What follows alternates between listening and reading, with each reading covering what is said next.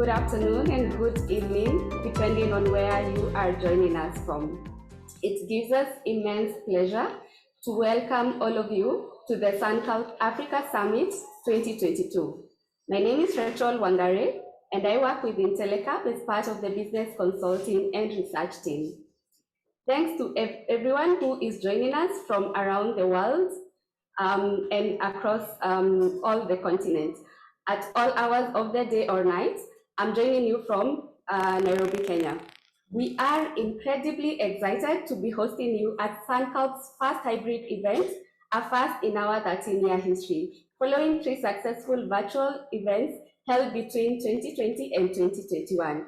This year, we are doing it a bit differently, but still maintaining our core mission to drive meaningful engagement, collaboration, networking, and learning for business and development in Africa. This year's summit promises to give you an experience that you have not encountered to date. We keep getting better at this. Our agenda is designed to help you create, collaborate, and network. The first 3 days of virtual programming will focus on knowledge sharing and learning across key topics, and enterprise showcase to highlight investment opportunities in the continent. So look out for the deal rooms, the SunCulp Africa Award, and the slumber party. The final in-person day, scheduled for Friday, March 4th, will adopt an unconference style. No microphones, panels, stages, or presentations. Just a good old-fashioned sharing of insights, challenges, and learnings. We are committed to convene safely and will strictly adhere to the set COVID-19 protocols. Our small but mighty team has worked tirelessly over the last few months to put together a remarkable SunCulp experience for you. We know that networking is of the utmost importance to everyone who attends SunCulp, and though we were not able to accommodate everyone for the in-person gathering, it is our hope that our virtual platform, Brella, will enable you to seamlessly connect with other like-minded individuals. Start making your SunCulp experience great by filling out your personal profile. Once you do so, you will automatically get meaningful recommendations for who to meet based on your personal interest areas. You can also go to the People tab to see other attendees and directly make a connection. You can join any of our sessions by going to the schedule, where you will find information about each session, the speakers, and how to join. Also visit our amazing partners and exhibitors in the exhibition area to learn more about the incredible work they are doing across the continent. I would now like to introduce a phenomenal woman, Ariel Molino. Most of you who have been attending SunCulp since our launch have interacted with her in one way or the other, on email, phone, or over a cup of coffee. Ariel is passionate about social entrepreneurship and sustainable development in sub-Saharan Africa, and has been gracefully leading our SunCulp Africa team for the past 8 years. To date, she still sails through the SunCulp preparation craziness with a big smile. Welcome, and over to you, Ariel. Thank you, Rachel. Good morning, good afternoon, everyone. My name is Ariel, and I lead the SunCulp Forum in Africa based in Nairobi, Kenya. I'd like to give a very warm welcome to everyone joining in today, and personally thank you for participating in SunCulp. SunCulp is a community, it's an ecosystem, it's each and every one of us. SunCulp has grown immensely in the last 9 years that I've been with Intellecap. The SunCulp Africa Summit 2020 was the last big in-person event that most of us attended. Shortly thereafter, COVID lockdowns took place and we were all stuck in our houses for far too long. I'm delighted that for many, SunCulp Africa will again be the first big event many of us will attend as we emerge from our COVID-19 cocoons. While the bulk of our programming is virtual this year, I'm really excited to meet many of you in person on Friday later this week. Virtual programming has opened many doors for us, especially in terms of inclusivity across Africa. As of this morning, we have representatives from 51 countries across the world registered to join SunCulp. We have delegates joining in from Gambia, Gabon, DRC, Sierra Leone, Zimbabwe, Namibia, Cote d'Ivoire, to name a few. A number of attendees are also joining us from across the globe, North America, Asia, Europe, and the Middle East. And I know even more will join us over the next few days. We're expecting over 2,000 participants to log in, over the course of Sankalp this week, and we'll host 250 people later in person this week at the Kenya School of Monetary Studies. I would like to give a special welcome to the 175, give or take, speakers who are joining us to share their experiences, insights at Sankalp, and I encourage all of our participants to likewise share your knowledge and your expertise. Everyone at Sankalp is an expert in one way or another, and I encourage all of you to contribute throughout the sessions and the entire event. I wish you a wonderful Sankalp, learn and share, but most of all network. Have a great week of Sankalp ahead. I would now like to introduce IntelliCap CEO, Vikas Bali, to say a few words of welcome. Vikas, over to you. Thank you very much, Superwoman Ariel. I was searching for the words, and Rachel, thank you very much for educating me. Ariel, thank you very much for organizing the 9th Sankalp Africa Summit and staying through the journey of Sankalp and growing it to such phenomenal success over the past few years. Ladies and gentlemen, I'm delighted to have the opportunity to welcome all of you for the 9th Africa Summit, our first digital summit, if that's the word that's going around these days. I'm very pleased that some of you will be participating in person after a gap of almost 24 months. The conversations will be very, very widespread across a variety of topics, including the evergreen topic of climate, financial inclusion, gender, water sanitation, nutrition, and a lot more. I hope you will have the opportunity to not only listen in, but also actively contribute to the conversations and improve our collective understanding of the topics on hand. Friends, we are all united by a commitment to build a more sustainable, equitable, and inclusive world. We believe in prioritizing planet and people, but also along with profits. Hope springs eternal in our heart. But we must realize that we need more than just hope to make this transition happen. We need to complement all the left-brain strategies with a redefined approach, building the discourse around 3 broad themes that I thought I'd share with you today. The first one, interconnectedness over individualism. The second, transformational change versus incrementalism. And third, making change happen versus waiting for things to happen. Let me elaborate on each one of these for a couple of minutes. Interconnectedness. The pandemic has reminded us that each one of us is very, very closely connected. Boundaries across nations are completely irrelevant. None of us is safe till all of us are safe. On a similar note, no part of our planet is going to remain unaffected by the climate change. The degrees may differ, but impact is a certainty. Our individualism prevents us from taking a systems view to solve the problem in their entirety. We focus on the immediate symptoms around us and attempt to address the same, rather than going for the root cause, which would help address the impact on the planet as well as on the efficient utilization of its resources. Friends, we are all part of an interconnected ecosystem. Any one thing going out of balance will create a ripple effect throughout the ecosystem. All of us at Sankalp are passionate about resolving the deep-rooted problems which require us to follow an interconnected approach. Thus, increasing interdependence is good for all of us. My second point is on transformational change. Many of us have heard and got accustomed to the word baby steps to make change happen. Well, for those who have children or have worked with children, they know that once the babies start walking, they are always running, with adults unable to keep pace with them. Babies quickly outgrow baby steps. In the journey to creating very large-scale impact, we must realize that incremental change may be easier to digest, but it will impact only a few lives. This kind of change is easier to do because it's already about seeking efficiencies in what we are doing.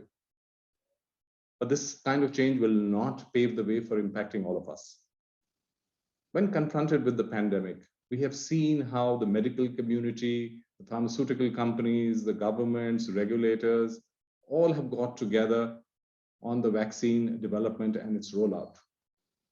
We need to adopt a similar approach to all the areas articulated in the Global Goals 2030, not just addressing the clear and present danger in an incremental manner. We need to think transformational.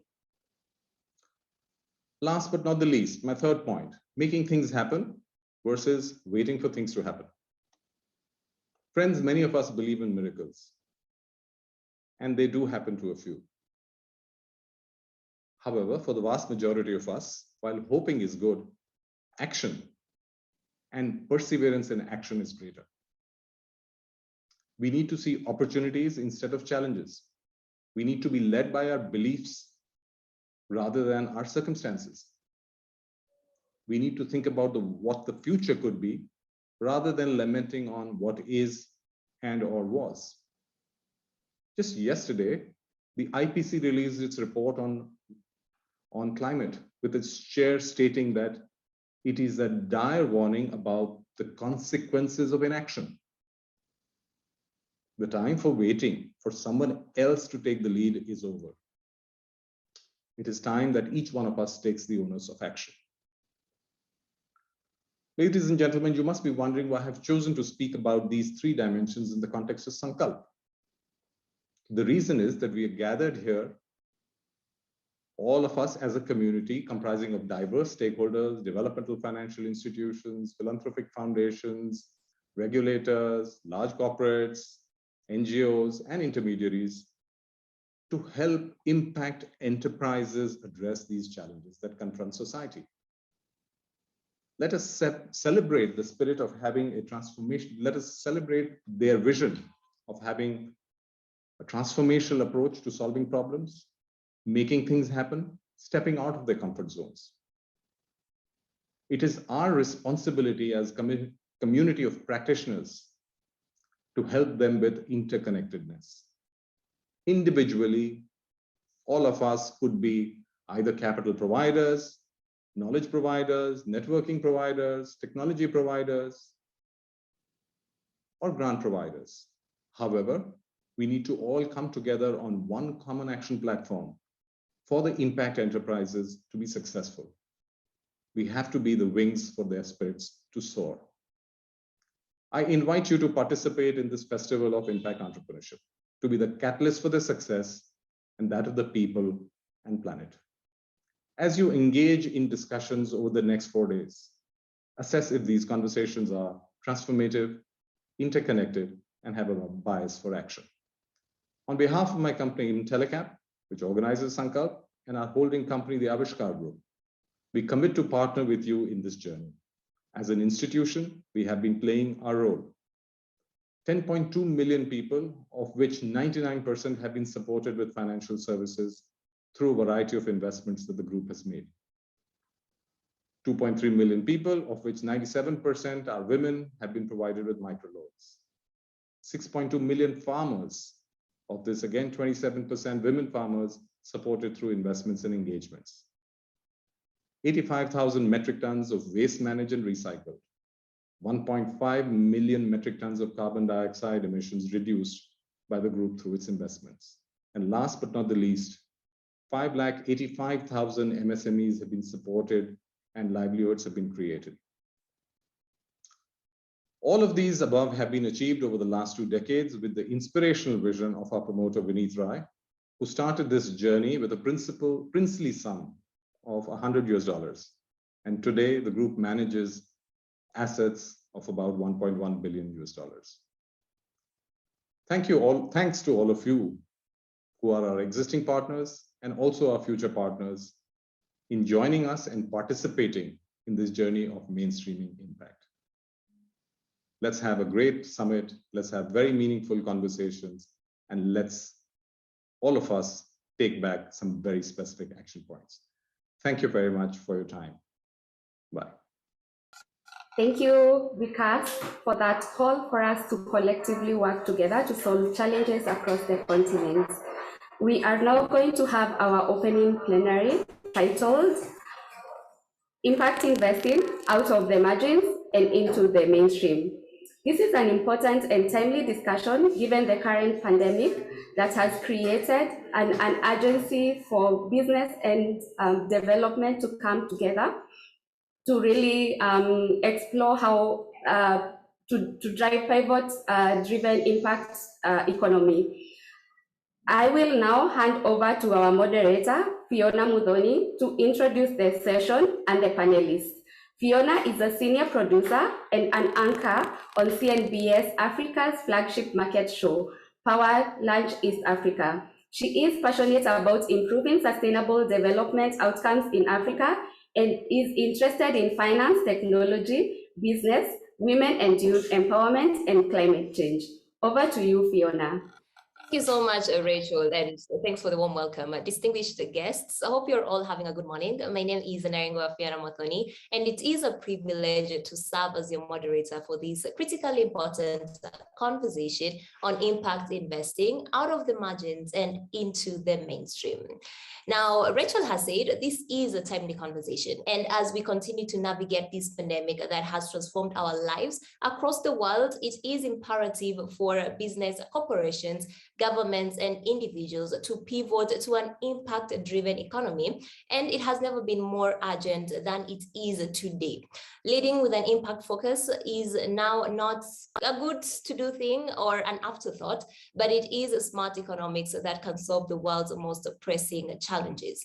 For this to happen, there should be a shift in a global recognition that impact investing provides better returns than traditional forms of investing, and we need to bring it from the margins to the mainstreams. To delve deeper into this and to take us through how it can be done, I will be joined by a panel of experts. But you can also be part of this conversation. Everyone who is joining us online, please do feel free to write in the comment sections. Do write to us where you're joining us from. We'd like to know where this global online community is best, and we also highly appreciate your insights. You can also write to us on social media. You can use the hashtag SunCalpAfrica 2022, and you can also tag us on our different social media handles. We are on Twitter, Instagram, LinkedIn, Facebook, and our handle is at SunCalp Forum. We look forward to reading your inputs.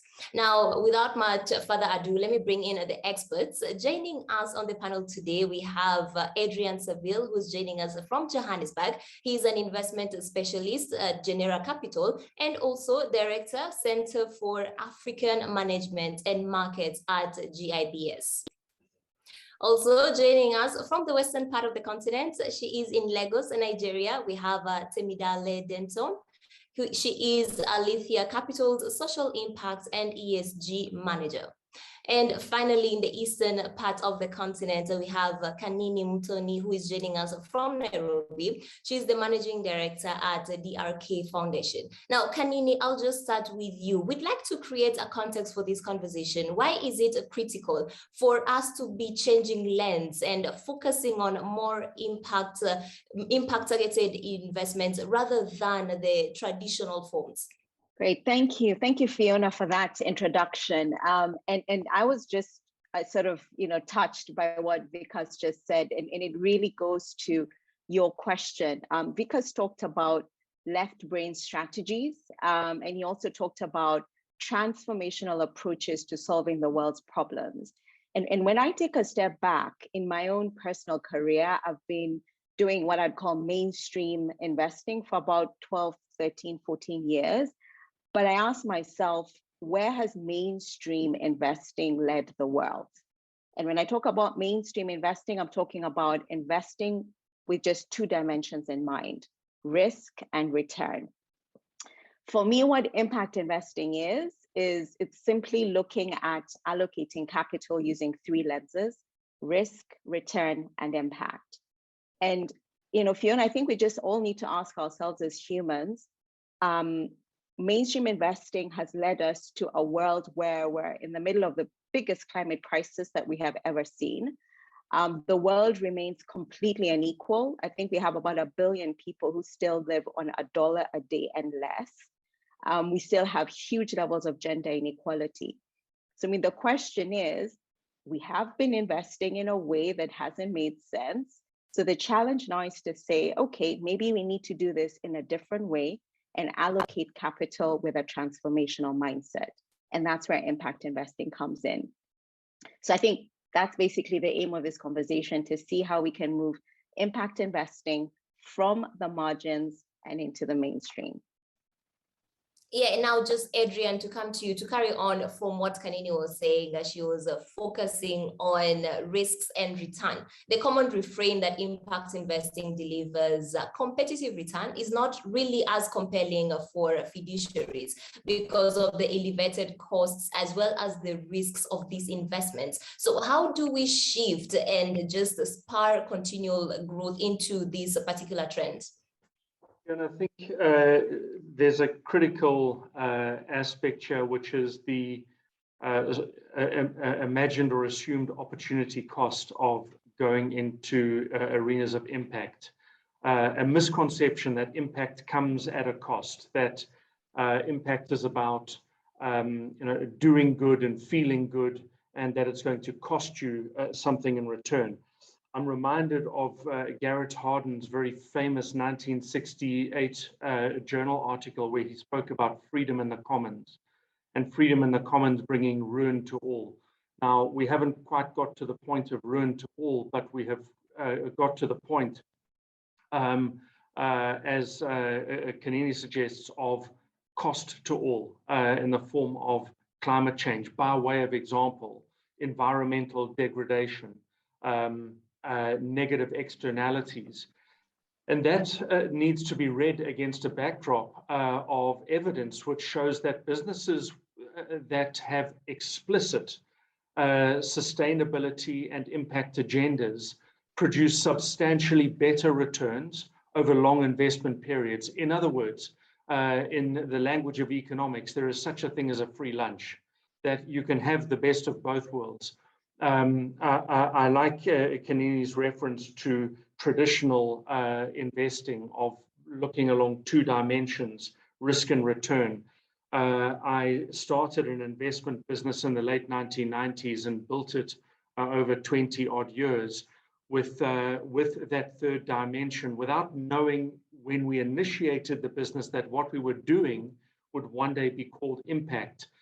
To us, it just made fundamental common sense that if you weren't worried about the spillovers, about the negative impacts, if you weren't focused on sustainability, communal inclusion, then you were clearly missing a critical component of a viable and sustainable business. So, I guess to put a single core idea on the table, there's no opportunity cost in impact. In fact, there is a free lunch. Yeah, Adrian, I'll just stick with you. You've said there is a misconception, that impact comes at a cost. And now we are seeing, I'd say we are in an era of startup boom. We are seeing different countries here on the continent are creating conducive environments that are encouraging young people to go out there, be innovative. We're also seeing different funding mechanisms that are also coming up. But at this rate, would you say that majority of the people who are coming up in this particular space, are they mentally, do they have a long-term investment plan? Because if investors are coming in, most people are looking at how or when can we really make a profit, and majority of the time, long-term is not really the primary thing that most of these businesses are looking at. So what would you say, looking at the trends, especially on the African continent, into that context? I would suggest that the minority of capital is allocated with that mindset. Very little capital is allocated with that mindset. The bulk of capital is still allocated with the dimensions of risk and return. Long term might be 3 years. It's sometimes 3 months. So there is not, the majority of capital is not allocated on the basis of this long-term impact and inclusion. And impact is multifaceted. We've got the SDGs as a guide to that. It has a gender lens, an environmental lens, an equality and a shared prosperity lens. It truly is multidimensional, which I think gives an extent of the problem and the task that sits in our hands. And I guess my cynical concern is that overwhelmingly it seems to be the case, or chiefly it seems to be the case, that people who are moving in this direction are taking this on as a box ticking exercise and confuse inputs with outputs, and in turn confuse outputs with impacts. And they are three very, very distinct things. You know, saying that I've achieved these elements on an ESG dimension might have almost nothing to do with impact. And that, for me, is the fundamental importance of shifting our mindsets into purpose and impact. What is this capital going to do? That's impact. Fiona, if you just let me jump in very quickly, I just want to add to what Adrian has said. You know, one misconception that I have heard on the continent has been around, okay, I'm allocating capital to Africa. You know, we know how many countries are in that big word Africa. So that means I'm an impact investor. And that is completely out of order. Just because you're allocating capital to a continent or to an emerging market does not make your capital impact orientated. And I think just going back to the point around mindset, we need to remember that impact investing has to be along three dimensions. First, there has to be intentionality on the part of the investor, a clear intention for social return and financial return. Secondly, there has to be a focus and a purpose on measuring the impact over a period of time. And thirdly, that capital has to be patient. So I think for all the entrepreneurs out there, you know, if you use those three lenses to determine if an investor is an impact investor or a wolf in sheep's clothing, I think that will be a helpful guide, because people, I think, are misusing this term in practice. Well, both you and Adrian have almost read my notes in entirety. But just to add to what has already been said, I think that part of the reason why impact is kind of conceived as the polar opposite as financial rewards. So financial and social rewards are conceived as polar opposites, is only half of the picture, as you've said, because as well as you have financial gains, you also have financial costs, as well as financial risk. And, you know, the same goes for impact as well. You have, you know, risk, social impact opportunities, as well as social impact risk. And it is considering these two holistically that allows you to understand that they are not mutually exclusive. It is not a zero-sum game. You are absolutely able to pursue both objectives with equal vigor or equal focus. And just to add a little bit to this discussion, especially on the angle of mainstreaming, where you think about the world of impact investing itself, you see that different actors and organizations are somewhere along a spectrum almost. So you have actors that are 100% focused on the social impact and the social return. And that's where you have maybe your philanthropists, your donors, your foundations, etc. And moving on that scale, you have incremental amounts of focus on your financial returns or how these objectives are blended. So you have, for instance, blended finance, you have venture philanthropy, PFIs, international organizations, and all of these kind of find their own according to the strategic objectives of their organization to place a focus on how much of each. Although again, this still plays into the idea of both finance on a scale of which you have to find a balance. But where organizations like Althea, where I work, come from, is that you can pursue both. There is a point of convergence where you are 100% on commercial returns and you are 100% on social impact returns as well. And so it's just understanding that even within the world of impact, there is a range, and you can choose where you want to be, and it's not one or the other. It just has to do with your objectives.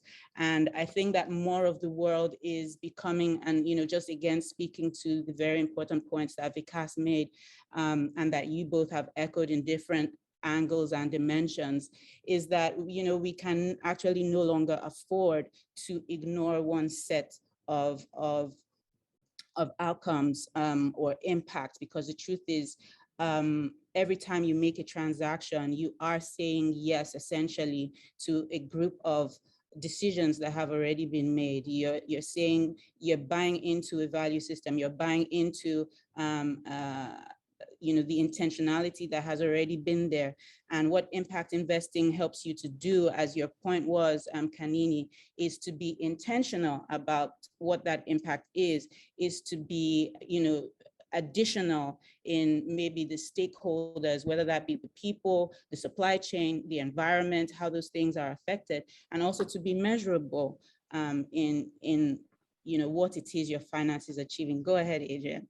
Can I make 2 points about what you're saying? So I love your reference to intentional, and I wonder the extent to which established businesses founded on old paradigms can iterate and reinvent themselves, and without being too sort of grumpy about it, you know, is ESG a effort to put lipstick on the pig, you know, to try and pretend that we are something different than what we always were, you know, and maybe it is, maybe that's being too grumpy or too uncharitable, but I love your reference to intent. And to me, what that points to in terms of impact is a paradigm shift. It is about intent, it is about purpose, and it is identifiable through business model, that it is strategic. And you also make reference to the importance of being able to measure impact. And now here I'm smiling to myself, because as we were talking before we came onto this platform, I was involved with building an impact investment framework, a measurement model for a private equity business.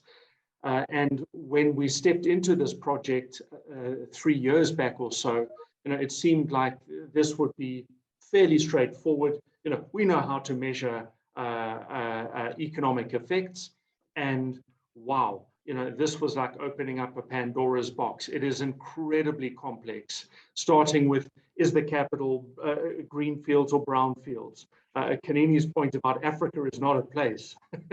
You know, that if you invest in Rwanda, Kigali, Somalia, Senegal, you're going to have different impacts. That an allocation of $1 might be first mile dollar or last mile dollar. Is it rural? Is it urban? And what we were able to do in this framework was actually find correspondences with SDG components, which meant we were able to start assessing the likely impact of dollars, recognizing that putting $1 into a data warehouse, it's not about the dollar into the data warehouse, it's what does that data do? And to me, that's the issue of impact, is it's not the dollar, it's what does the dollar do? Mm-hmm. And Adrian, a question has just come in actually through the chat from Steve, and he's basically alluding to what you just said, that $5 billion has been poured into VC on the continent in 2021. And the question is, how do we unlock that $5 billion and turn it into impact capital? And I'm a bit confused by the question, but Steve, I just wanted to sort of add the point that I think Temilade made this point earlier around the spectrum of capital that exists. You've got VC capital, which is short-term orientated, exit orientated. You've got philanthropic capital, and then you have impact capital that is relatively more patient and that has different return horizons. So I wouldn't sit here and say, let's take the 5 billion and convert. You can't convert VC money into impact money. What I think you can do is you can influence how capital allocators think and how intentional they are about how they're allocating their capital. So, I mean, if you look at DRK, we, for example, wouldn't invest in another ride-hailing app, to be honest, because we don't see that as a complex social problem that needs to be solved in the world. we'll allocate our capital around real complex social problems. So access to water, financial inclusion, gender equality, climate, we focus on real problems. So what I would say to answer that question is to say to capital allocators, find the real problem first, be really intentional about solving that problem, generating impact and generating financial return, and then start to move the money. I think that's the only way we can think about this in a much more structured way. So we can't take 5 billion and just suddenly convert it into impact. So I just wanted to start that conversation based on the question that was raised in the chat. Yes, Temilade, you can actually just continue this conversation and touch on how far do we really need to go to make it mainstream? Is 100% of the market achievable, or is it an impossible dream? You can just pick off from what Kanini was saying. Yeah, and I think it flows, quite nicely into what Kanini just mentioned, is that we're not going to, at any point, I envision, have the entire market doing the same thing. We will always have with a range of importance or weights that they put on social impact, and investors across the board will increasingly become more socially conscious. They will increasingly, like, whether or not they consider themselves impact investors, they have been confronted with the risks of ignoring the non-financial effects of your business. So COVID has put that front and center. You cannot ignore your supply chains. You cannot ignore your workers and their health. You cannot ignore the problems or the social problems or environmental problems that we are facing and grappling with at this point. And aside from that, there's also a big push also from consumers, because consumers are becoming increasingly more sophisticated, increasingly more discerning and discriminating with what they buy into, because of this increased social consciousness. And they will penalize businesses for being socially irresponsible. We've seen that a few times, and so I believe that more and more this consciousness will be integrated. It will more and more it will continue to evolve. I don't think we'll see 100% impact investors, but we will see more mainstream investors become more socially conscious. Adrian. Yeah, Adrian, I'd like to know what your take is on that. If you look at the allocation of capital based on the principles of impact, according to the Global Impact Investing Network, that number is highest in North America and Canada, where it sits at about 25% of capital allocated that is self-described as impact. And then it falls away quickly in other places, down to a few percentage points in an African context, less than 5 percentage points. I hear myself being the cynical person in the room. Maybe that's the years I've spent in capital markets. But look how quickly capital shifts and forgets about all of the things that were the great concern of COP26, which is allocation of capital to energy and to fossil fuels.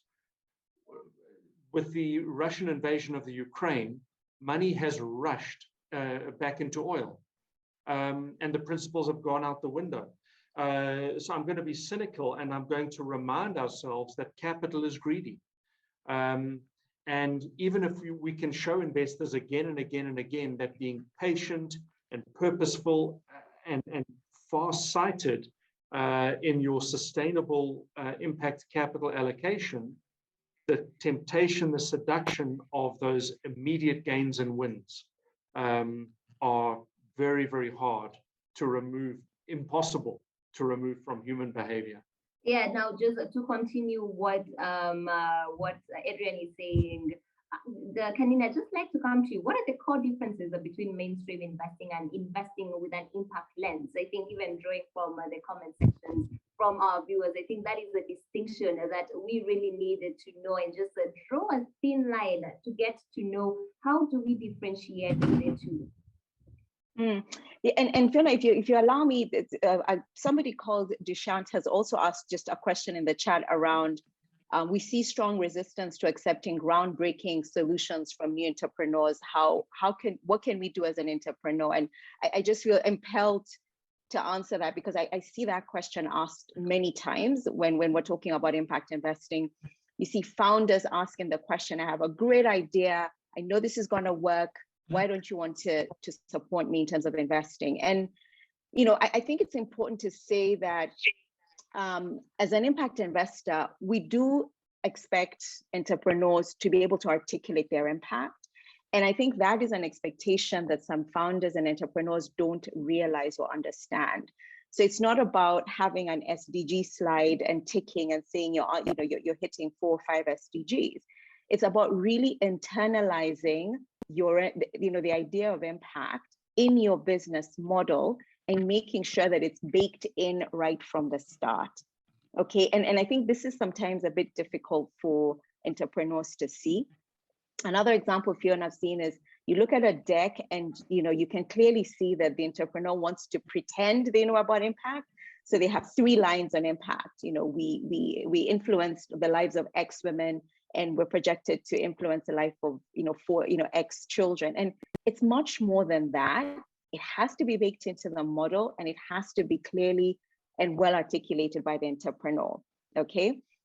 So to your question in terms of differentiating, I think it goes back to what we've all been saying, that impact investing is investing with 3 dimensions, and mainstream investing is investing with just 2 dimensions.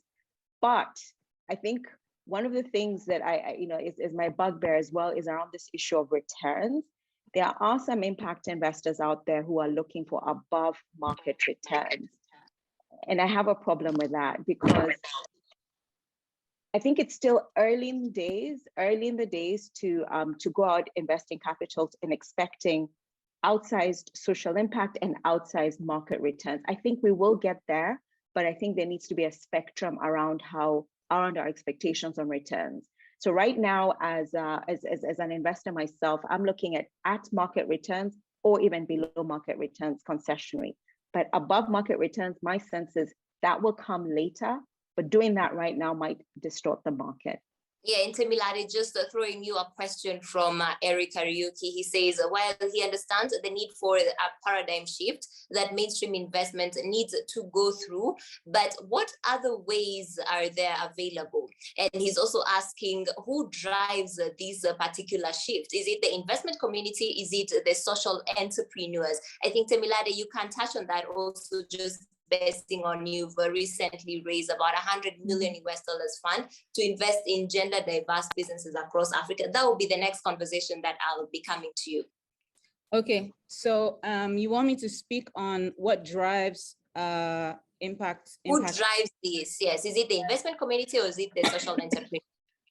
Well, I think it's a mix of both. So the investor determines where their focus is going to be, and then they look for the opportunities that fit within that focus. And by opportunities, we're also talking about the funding. So what seems to happen a lot of times, for instance, Alithea Capital, where we're an impact investor, our LPs, a lot of them are DFIs. And DFIs come with their own, views on impact. They come with their own demands. They come with their own definitions, their metrics, etc. And they come with their own focus as well. So for instance, even just alluding before we actually get into the gender fund, when we were raising capital, part of what we found is that, okay, some of the DFIs, they have this focus on gender, and so they want to invest in this gender fund, but they also have an interest in youth. And so we have to now add in youth metrics to our gender fund because our investor has, put it in the side letter that, we do have a priority on youth as well. And so even though it's not Alethea's focus, because we're taking this money, it becomes part of what we're looking for as well. And so in that sense, we then approach the market with these objectives in mind. And so, we then, using this lens, you then begin to see the opportunities that fit your objectives. And so again, even with looking at the SME market or the startups, you do also see a range of businesses that have a greater focus on creating impact. So even there's a spectrum. You have NGOs, you have, social enterprises, you have businesses that are very clear on their impact path, but do not consider themselves an impact-focused business. So, even Temilade, we're coming close to the end of this particular session, and to just pick up and continue from where you left off, I want you to touch on how long will we need to make the distinction between all impact investments and gender diverse investments? Like, shouldn't all investments at this particular time be just investing rather than particular, just identifying, looking at the gender lens? I don't think so. I think that, calling something gender lens fund, or naming it, the reason we have dedicated capital is to address a specific problem or to address specific inequality, and that's and so it responds to the status quo, at which gender, there's disparity in access to financing, in access to capital, access to opportunities, talent, etc. for women, which is the reason why a dedicated vehicle is needed, because you're trying to level the playing field, so to speak. You're trying to address the imbalance you're trying to address, and that's why you have a dedicated, very specific, very intentional, almost exclusive to other actors that have been previously by default preferred, uplifted, given access, included, advanced, etc. Because of this group that you are trying to give more leverage to. So I don't think that, to answer your question more directly, I think until the playing field is level, then we will always have a need for gender finance, or for specific inclusion or impact-focused funds. Yeah, now, guys, we have less than 5 minutes to go. I just want final remarks from each and every one of you, and just touching on how do we unlock these, and do you believe that impact investing can be an economic driver for Africa? So if yes, how do we as a continent really unlock this particular area? Adrian, I'll start with you, and then Kanini, and finally Temilade. Thanks, Fiona. There's a commonly trotted out term now, which talks about building back better as we come out of COVID-19. And in thinking about prospects for various African markets, being very mindful that we're talking of a wide range of countries, industries, geographies, political arrangements. So it's very tricky to talk in any sweeping term about Africa. Putting that qualification into the bucket, Africa is not in the business of building back better. Africa is in the business of building. And I think that is to our regional advantage, that given our historical circumstance, our industrial structure, our economic fabric, we have the opportunity to build off a lower base much better than has been built before. And there's, and I would put that in one breath. In a second breath would add to that, that we have the advantage of learning from neighbors, from people who've allocated capital ahead of us. We don't have to invent the wheel in many instances. And this is about borrowing business models and refining business models. And I think if we add those two dimensions, that Africa is young, growing fast, building off a low base, and can bring new business models with impact, I think that's an incredibly exciting opportunity. Okay, well put, Adrian. Thank you. Kanini, coming to you. Yeah, I mean, I just want to talk about, and somebody asked this question in the chat about how do you incentivize the growth of impact investing within the ecosystem? And for me, when I look at folks like Alethea, where Tamilade is, I think that's one example around almost incentivizing impact funds to invest or allocate capital allocators to invest with an impact lens. So for example, carry, when you have a fund manager who has carry that is linked to impact, then you're incentivizing impact. So the way capital will be allocated will be driven by thinking about an impact metric. And I've seen very few funds, to be honest, that are doing this. And GPs are now starting to think through and realize, actually, if we say we're an impact fund, we need to put our money where our mouth is. So I think that's the first thing. And then I think the second thing is, as capital allocators, we also need to be really careful about our demands on return. I mentioned this before. If you are coming in and allocating capital and saying, I want above market returns and I want outsized social impact, and I want that in 5 years, as I said, you're really being misleading, because it is really difficult to allocate capital to difficult social problems and expect to have an outsized market return over a short period of time. So my plea is to those folks who are responsible for allocating capital, you need to shift the mindset and start focusing on a bit more long-term views and thinking about return in a different way. And then the last thing, I'm going to disagree with Temilade. I do believe that one day, all mainstream investing, all investing shall be impact investing. I'm hoping when my daughter is 55 years old, we won't even have these terms: gender lens investing, mainstream investing, impact investing. Everyone and everywhere will be allocating capital, thinking about risk, return, and impact.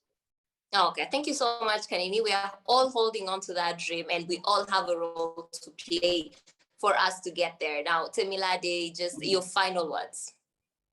Thank you. And final words. I think that the more and just speaking to a couple of points that have been made over the discussion, the more investors focus on additionality that is created, the more mindful they are about the immediate outcomes, outputs and impact that their work creates, the more these things can be addressed. Because the truth is, either way, either you are conscious of it or not, every activity creates an impact. It does. Whether you consider yourself an impact investor or a social enterprise, whatever it is, your money and your activities, your operations have an impact. And so what impact investing is just being mindful of what that impact is, as well as being intentional about what that impact does. And so looking through an impact lens actually gives you a lot more focus. It gives you a lot more risk mitigation. It shows you a lot more opportunities. You are better off being, having this broader lens than, just narrowing down to how many dollars and cents your business is making, because, it's already doing more than that. And it is within your benefit to be mindful of what else there is apart from dollars and cents. So just, literally reducing it to the barest minimum. That's what I would say in terms of mainstreaming impact. Okay, thank you so much all for time to speak to us today. We have come to the end of this panel discussion, but definitely not the end of this forum. For change to happen, we must have such conversations that highlight where we are, the gaps present, and what we need to do in order to achieve sustainable development in different years. I was your moderator, Naringwa Fiona Mothoni, and I'd like to thank our panelists for today. We had Arian Saville, investment specialist, Genera Capital. He is also Director, Center for African Management and Markets at GIBS. I'd also like to thank Temilade Denton, Alethea's Capital's Social Impacts and ESG Manager. Finally, Kanini Mutoni, Managing Director at DRK Foundation.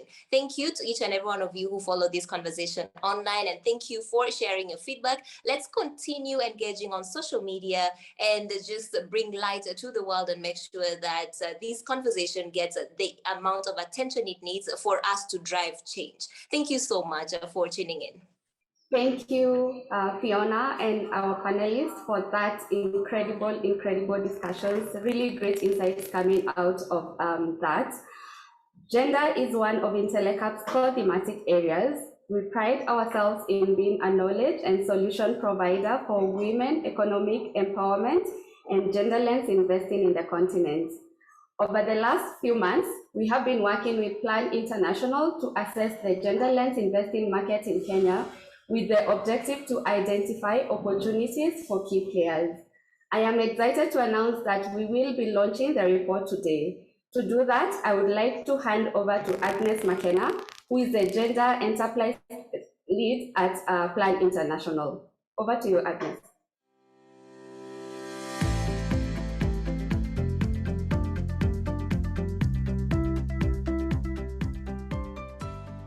Hello everyone, my name is Agnes McKenna and I'm the Genderlands Enterprise Lead at Plan International's Impact Lab. Plan International is an independent development and humanitarian organization that strives for a just world that advances children's rights and equality for girls. Working together with children, young people, our supporters and partners, we strive for an equitable world, tackling the root causes of challenges facing girls and all vulnerable children. As we continue with our work, we note that the development funding landscape is changing, and so must we. As the clock ticks towards 2030, there's a stark contrast between the price tag to achieve the Sustainable Development Goals and the resources available. It is imperative that INGOs shift their business model and look towards more sustainable financing and impact. Therefore, with more than 80 years experience working alongside communities in developing countries, Plan International is bringing its gender expertise, strong local partnerships, and broad geographic presence to the genderless investing market. Genderless investing offers an innovative, inclusive model for us to deliver sustainable impact at scale. Above all, it is a tool that we can use to put women in the driving seat. By giving women entrepreneurs and gender-forward businesses access to finance and technical assistance, we will be able to see more sustainable solutions that advance sustainable development goals. In order to explore this new direction, Plan International created the Impact Lab in January 2020. We lead and design the implementation of the organization's genderless investing strategy and capability building across its 75 countries of operation. And in July 2021, Plan International, through its Impact Lab, launched a pilot in Kenya to identify and test more disruptive solutions for the organization in the genderless investing market.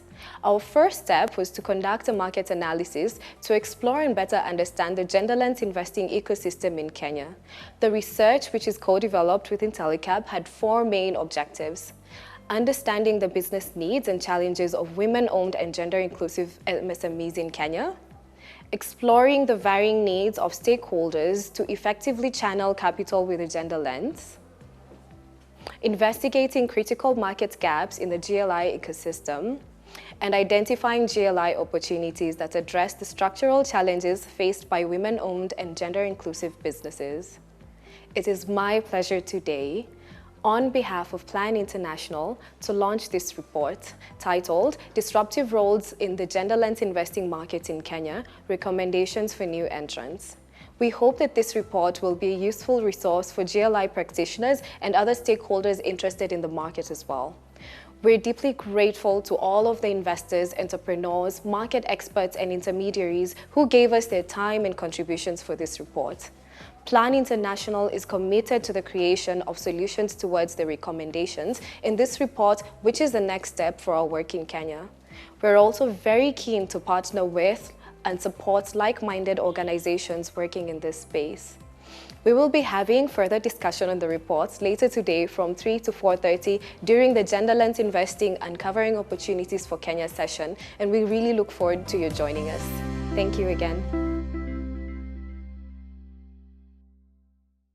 Thank you, Agnes. It was indeed a pleasure working on these projects. Please download the report to read more about the supply, demand, and ecosystem support for GLI in Kenya. I will now call on my colleague, William Mulehi, to introduce the next section, a book launch by Ambassador Gurjit Singh. Over to you, William.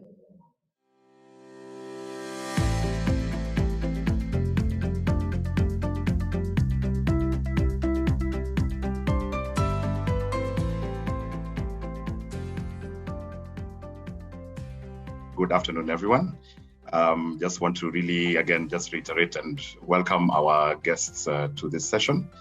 I would just like to just say hello to everyone and to thank you very much for scheduling the time to join this SALCAM session, where Ambassador Gurjit Singh will be discussing more about his book, The Harambee Factor, the India-Africa Economic and Development Partnership. He is joined by two distinguished guests, Honorable Minister Ahmed Shidi, who is the Ethiopian Minister of Finance, and Chairman Mr. Erastus Mwencha, who is the chairperson of Equity Bank Kenya. And I'll just go ahead and make a very quick introduction about the book that will be discussed during this session. And then after that, I'll leave the floor to Ambassador to carry on. So the book that will be discussed during this session is called the Harambee Factor, the India-Africa Economic and Development Partnerships, which was commissioned by the Institute of Current World Affairs and was published recently by Macmillan. It aims to survey the post-2000 developments between India and Africa, particularly through the India-Africa summits, in which Ambassador Singh was directly involved in the first two. It has two surveys, one on the Indian businessmen engaged within Africa, and the other on gauging the response of a cross-section of African interlocutors to India as a development partner. It has an immense amount of unpublished information that gives an assessment of future ideas for both India and Africa in terms of development partnership, and it touches on various sections, including various topics, including the opportunity that is Africa, India's evolving approach to Africa, engaging through civil society, sharing the knowledge in terms of diversity and partnership, trade expansions as an enhancer of India-Africa relations, building a sectorial partnership within Africa, among others. So without further ado, I'll welcome Ambassador Singh to take over for this session. Thank you. Thank you, Mr. Mulehi.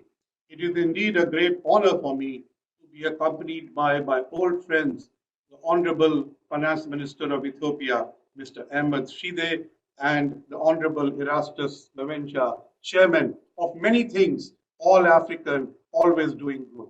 Very happy to be with you. Of the 37 years that I served in the Foreign Service, 10 were in Africa. And most interestingly, they were divided between Kenya and Ethiopia. So I'm very happy that you are both with me today because these were the countries in which I think I learned about Africa. Why did I write this book? I wrote this book because I thought there was not enough current writing about what India and Africa were doing together. It was not just about India in Africa. It was about the partnership and how we evolved it, how we worked with many countries. What I tried to say in the book is that India is a partner of Africa. It is not a donor. It looks for a partnership of equality. And what India has done is to build African capacities, listen to African priorities, do what India could do best with Africa as a friend. I don't think India had an agenda beyond that. And whether it was the Imperial Harar Academy in Ethiopia in 1956 onwards, India has always tried to build African capacities. This book is a tribute to the India-Africa partnership and tries to fill the gap of knowledge and academic work where we do not have much information on such things. We are trying to live a relationship, but this book tries to recount the relationship. And as Mr. Mulehi mentioned, it has only 12 chapters, but they are very intense chapters dealing with the evolution of India's policy, how Africa is an opportunity, and how we need to diversify our approaches. With those few words, I would now like to invite the Honorable Finance Minister, Mr. Ahmed Shide, to make his opening remarks. Thank you, Ambassador. I thank you, Ambassador Gurjit Singh, for undertaking this major book on India-Africa Economic and Development Cooperation. India has been a long-standing partner of Ethiopia and Africa. I fully much agree your characterization in terms of partnership. We deeply value our relationship with India. I recall the role played by Ambassador Singh personally in this effort when he was ambassador to Ethiopia. By then also I was serving as the State Minister of Development Cooperation, dealing with the ambassador directly and Exim Bank of China and the Ministry of Finance, Ministry of Foreign Affairs of India. India. During that period, Indian development cooperation, Indian investment, and Indian trade bloomed with Ethiopia and with Africa. For that, we remain very grateful and thankful for his determined effort and leadership. And I can recall that he was very charismatic in facilitating our engagement with Indian officials and businesses and financial institutions, which has paved a way for significant development of our partnership. A significant part of that period was that India offered nearly $1 billion in concessional credit to Ethiopia for the development of its sugar plants, it is rural electric transmission lines, and also the likes. These created major assets in Ethiopia and helped us to build our infrastructure and supported us in our development effort. These were very important steps taken during the period of Ambassador Singh, and he was very dynamic in facilitating and bringing both sides together in the partnerships. And also, I very much value in terms of capacity building and early education sector development in Ethiopia. India played a very significant role, and lecturers and the teachers in various universities, in various high schools, has played significant role, still playing role in higher education, partly. So I fully share on the concept of partnerships and capacity building, which is very, very important for win-win and long-lasting development partnerships. And the investment surge during that period also was very high. A lot of Indian companies has came to Ethiopia and invested with significant amount of investment in SMEs, in the middle-level companies as well. Therefore, Ambassador has really played a significant role. In his also ambassadorship to African Union, he has been engaged dynamically in facilitating continental-wide. Thank you very much. Thank you, sir. Thank you so much for your most gracious remarks, Minister. I now turn to my dear friend, Mr. Mavencha. Sir, I would like you to make your opening remarks. Thank you very much, Ambassador Singh. First, I'd like to say how much I'm delighted to share this platform with my good friend, a man of great intellect and deep insights on economic issues, His Excellency Ahmed Shide. I got to know him when he was State Minister, and where he was presenting the economic strategy. And since then, of course, as you know, today as Finance Minister, and somebody I've continued to follow with great admiration. Equally, I must say, it is a great pleasure for me to be in this panel to introduce my good brother, Ambassador Gurjit Singh, who I've known since 2008 when I joined the African Union as deputy chairperson. It is during this time that we developed our enduring relationship. And of course, he was the shepherd of the summit that was held in 2008 in India, which I was also privileged to attend. And so, since that time, we developed strong bonds of relationship that characterize our relationship between India and Africa. The book, Harambee Factor, for me, I was very much attracted to the title, Harambee, because coming from Kenya, the name Harambee means pulling together. And you couldn't have found a better title for this book because India and Africa have been pulling together for centuries. This book, of course, will enrich the literature on India-Africa relationship, and this seminarial work should be useful to policymakers, academia, and above all, practitioners. As you heard, this book has been financed by the private sector. The relationship between India and Africa dates back several centuries. The presence of Indians in East Africa is documented in as early as the 60 AD. Political connections during the colonial era was linked to Mahatma Gandhi, who began his political career in South Africa, became the leader of colonized and established Indian Natal Congress in 1894. And it is part of what Mahatma Gandhi did in his 21 years in South Africa that inspired some of the movements like the Pan-African National Congress. And of course, we see major inflow of Indians to East Africa coast and also in Southern Africa, working in the plantations, but also in the building of the rail between Mombasa and Uganda. Today, Africa is host to more than 3 million Indians, people of Indian origin in Africa. And in Kenya, where I come from, the people of Indian origin now have been recognized as one of the 42 ethnic communities. No wonder the bond of relationship has continued to go from strength to strength. Trade has been tremendous, has also seen tremendous growth, especially since the year 2000, and more so through the work that has been done through the Africa-India Summit.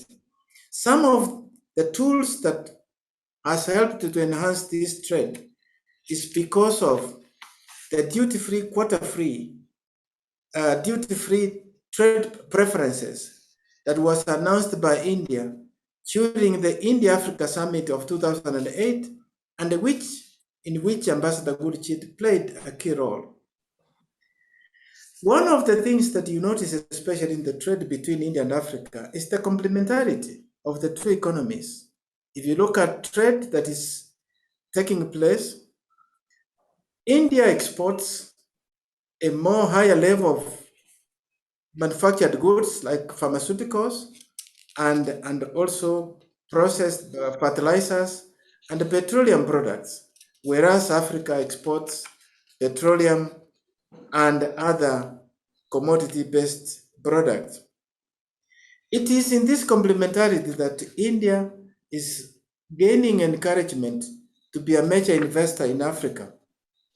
Today, India's investment in Africa stands cumulatively at over 150 billion US dollars, and the capacity to expand this is even bigger. And as we speak, India is the third largest trading partner with Africa, coming after China and the United States. And so this underscores the work that has been done under the foundation and stewardship of Ambassador Gurjit Singh, and also those that have followed his footsteps thereafter.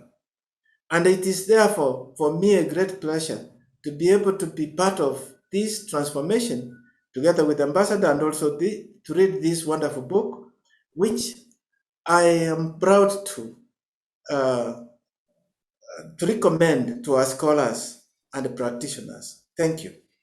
Thank you so much, Mr. Mavencha, for your very warm words. And I shall take it from where you ended.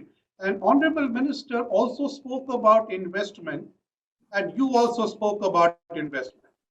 Honorable Minister, I have a whole chapter on investment in Africa by India, which is often not easily recognized. So I want to ask you to talk about investment as a development tool and a support to countries like Ethiopia. Thank you, Ambassador. Ethiopia and Africa both require a large and a quality investment for the development. This includes infrastructure for manufacturing and services, as well as in different economic sectors, investment is needed. And Ethiopia offers significant opportunity for investment. Now our population is more than 110 million, with the recently introduced homegrown economic reform program, with the massive public investment we did in the past, and a lot of investment in our education and the skill sector. The policies and regulatory environment which has been reformulated recently has opened space for more private sector investment into the country.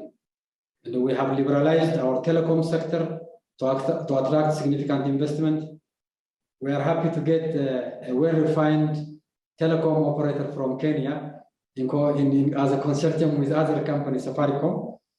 So we are opening also logistics sector for international investment, and we are doing a lot of reform in terms of ease of doing business.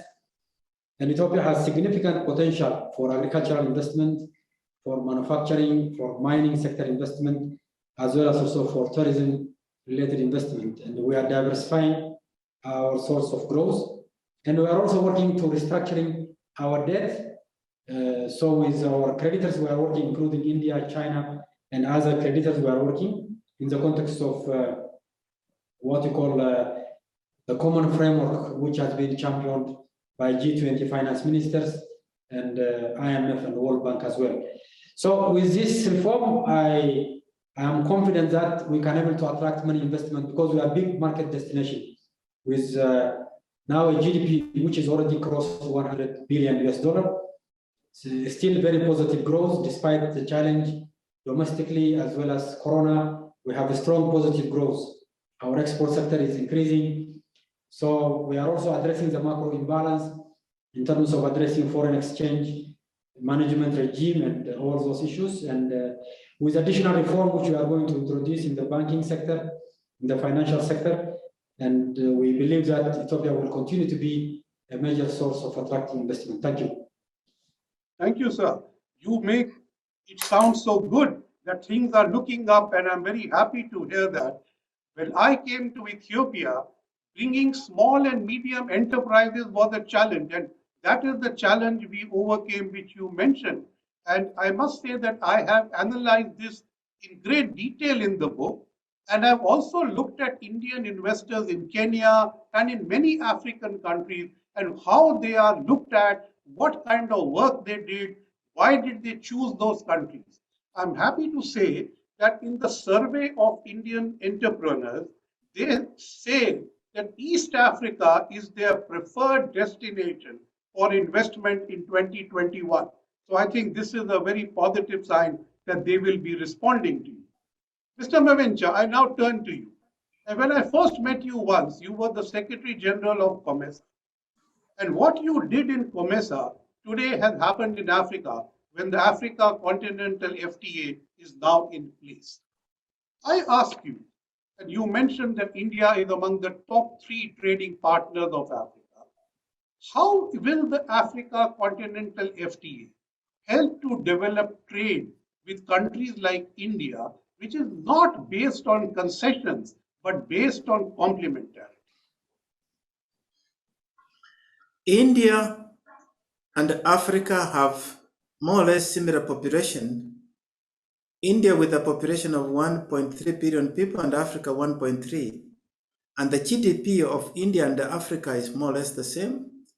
India being 2.6 trillion and Africa $2.6 trillion. But if you look at the nature of trade, it has tended to show India operating at a higher level, meaning India has acquired a higher level of technology.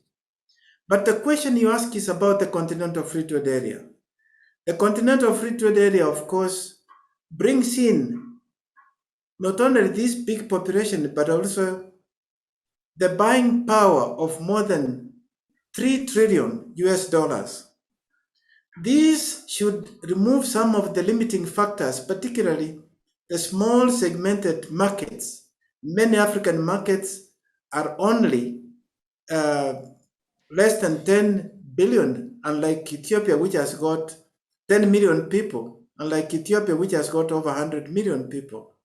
And because of that, there is always a challenge of economies of scale. And that's why India, if you look at India's development, because India with a population of 1.23 operates as a single economy, unlike Africa. And so with Africa now expanding its market, this should spur investment. You did mention in your introductory remarks about the need for investment. If you look at the limiting factor, it is indeed that access to credit. It is estimated that in Africa there is this financing gap of almost 120 billion. And therefore, having finance instruments, which we now have through the banks of India and through some of the Africa banks. And I'm happy to say here, one of the things we created when we were in COMESA is the PTA Bank or the COMESA Bank, which has got lines of credit and which I know has been able to utilize, and which shows that when you have financial instruments, yes, economic activity does take place. And one area that we have seen this was even during the pandemic, COVID, because India was able to start manufacturing the vaccine. And although the exports became a challenge, but India did support Africa. And this is one of the areas we would like to see India extend its technology for Africa to also start working, especially as we work together with India under the WTO to get comparison licenses for AIDS, for manufacture of AIDS vaccine, drugs. But we should do the same now so that Africa can also acquire the technology for vaccine with India's work support. Thank you for mentioning that. You know, in my book, I have brought out that how HIV in Africa and meningitis were two diseases which were actually dealt with thanks to Indian technology coming to Africa in a shared resource. Similarly, I am a votary for Indian companies manufacturing in Africa the vaccine against COVID. That will really help to deal with important issues like this. So you mentioned the PTA Bank, which is now called the TDB, the Trade and Development Bank. And the line of credit that India has offered is actually a non-sovereign guarantee line. It is not guaranteed. So I ask now to Mr. Ahmed Shide, you know, we are at this event called Sankalp Africa. We promote impact investment through private initiative and funds, which will support the attainment of SDGs. We also like to use ESG funds. Now, these are non-sovereign funds. How do you see their relevance to Ethiopia in particular? And how do you think they will be facilitated? Because they are not governmental funds. They come in as private funds, which are coming more like equity and some debt to support the achievement of your national development goals. Well, thank you, Ambassador. I think first, before this addressing this question, I would like to appreciate the importance of the lines of credit, which is concessional, to create significant assets in manufacturing, in infrastructure, were very much instrumental in building the capacity of production in our economies. And I would like to acknowledge that part, and you rightly said in your books that this was very important. The most important issue is it has to be concessional, and it has to be used in a development generating investment, which is very important to create production capacity. That's very fundamental. On your impact investment and funds related to that, this is absolutely inconsistent with our reform now. That we are rebalancing the role of the state from massive public investment to facilitating more private-led growth through attracting significant private sector investment. That's why we are privatizing state-owned enterprises. That's why we are doing regulatory reform to attract more businesses into the economy. That's why we are diversifying our source of investment. That's why we are investing in key infrastructure and also in human skill development. All are very much important. So within our current reform strategy, more private sector-led financing modalities are very much preferred, and they are very much welcome. Thank you so much, Minister, for the warmth of your welcome to impact investing. I'm sure we will take that forward, and that is one of the recommendations of the Harambee Factor. I turn to you again, my brother, Mr. Mavencha. You and I were involved when the first India-Africa Forum Summit was organized in 2008. May I request you to look back on those days and tell us, why do you think India was one of your prime targets? Because the evolution of the summits is discussed in great detail in my book, because I was part of the establishment process. But I would love to hear from you. What did you think at that time? Why you were engaging India? Thank you. When that summit was held, and if you look back even to the early 90s, trade between India and Africa was just under $2 billion.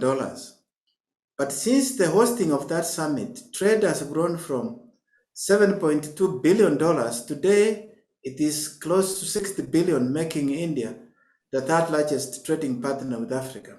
And as I said earlier on, you can directly link the work that has been done through those summits that has highlighted the relationship between India and Africa, but also put in some instruments, financing, the tariffs, the preferences, but also encouraging trade flow between India and Africa.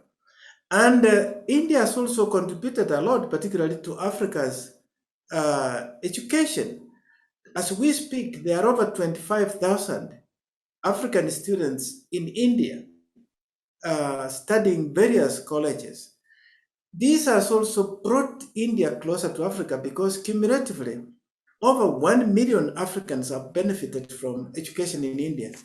These have also helped strengthen the bond, and with this person-to-person contact, plus the large Indian community of people of Indian origin in Africa, has helped to bring this closer home. So the summit has proven to be a success factor, and indeed the work that you did, I remember when we were working through the Ministerial Council to the summit to make sure that we can get substance on the ground, it has stood the test of time. Indeed. Thank you so much for reviving those warm memories. I remember those days, heady days, you know. It was like a new revelation that India and Africa, brothers for long, were becoming a 21st century partners. And this partnership was benign. It added so many new dimensions that I think many other people were a bit stunned that India and Africa were now doing so much. And important part is that we always encourage private enterprise, education, and the civil society organizations. I used to often say that the best resources of Africa don't lie under its ground, they live on it. And that human resource, I think, still is the biggest asset of Africa, which India would like to continue to work.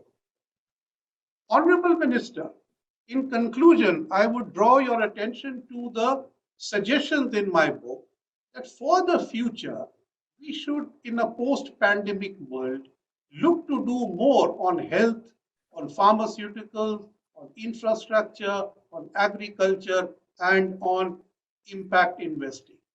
I would like to understand from you, where do you see this going, and how does the problems which afflict Africa in the post-pandemic period, particularly on financing, on guarantees, the cost of finance, how can all that be handled better? Thank you very much. I think all the sectors you mentioned are important, even currently. The health sector, pharmaceuticals, agricultural cooperation, infrastructure and startups, and the venture capitals are all important. In addition to that, I think digital economy is very much important. Digital development, we have now identified digital economy as a source of growth. And along with telecom liberalization and telecom sector reform and our investment in IT-related infrastructure. So we need to work on digital economic development because we need to automate production, trading, government services. All are very much important. This will create millions of jobs, and that's also very much important. I think we need to attract concessional finance and blend it with private sector finance. That will make the terms and conditions of financing and more relevant to various projects in Africa, whether it is private sector investment or government-related infrastructure projects. I thank you. Thank you so much. In fact, I'm very happy to hear this from you, Honorable Minister, because in my book, I have proposed that India should set up a revolving fund which will allow consulting companies to help African countries with like a project preparation facility. That's very important. And create bankable projects. And the second thing I have proposed is that there should be another revolving fund to support lines of credit to banks in Africa so that they may reduce the cost of local financing to investors. And I hope that these suggestions will someday be accepted and be used. We can follow up on this one, and it's a very good suggestion, and I welcome it. Thank you. I now go for my last remarks to Mr. Mavencha. Sir, I want to understand from you that we are at Sankalp Africa, which supports impact investment. Now, among the many hats you wear is also the chairman of the Equity Bank and the chairman of the Africa Capacity Building Foundation. I want to understand from you, sir, how do you see impact investment, non-sovereign funds coming in and helping Africa to build its capacities? And can African institutions like your bank also contribute to such ESG funding? Thank you. First, I would like to thank the Honourable Minister for highlighting one of the key factors, particularly on this impact financing. And to that, I thought I would just thank you for the efforts you put in trying to get India to join the Trade and Development Bank as a shareholder, because India is one major, our trading partner that is not a member of the Trade and Development Bank. And with that, we can be able to also give the bank bigger capacity because it has the local knowledge, and leverage on that and get more funds so that you can invest in Africa. As you say, yes, I do chair the largest bank in Kenya now, Equity Bank, with a total capitalization of over $13 billion. And this bank has one regional. We are operating in 7 African countries, and we are hoping, and I was so happy to hear the Honourable Minister say that the next sector that Ethiopia is looking at is liberalizing finance.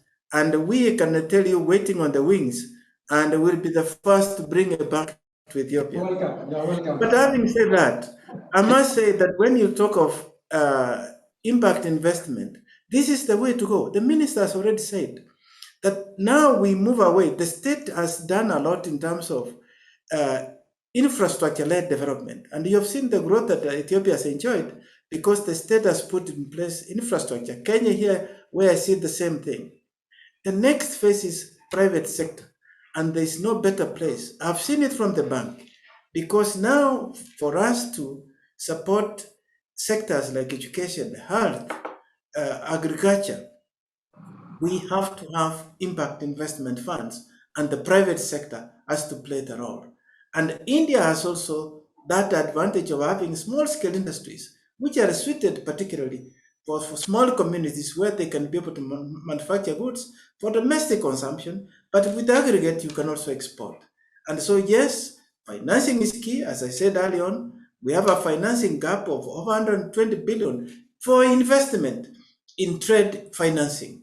And so these are some of the areas that I think stand out, and we look forward to strengthening this cooperation between India and Africa.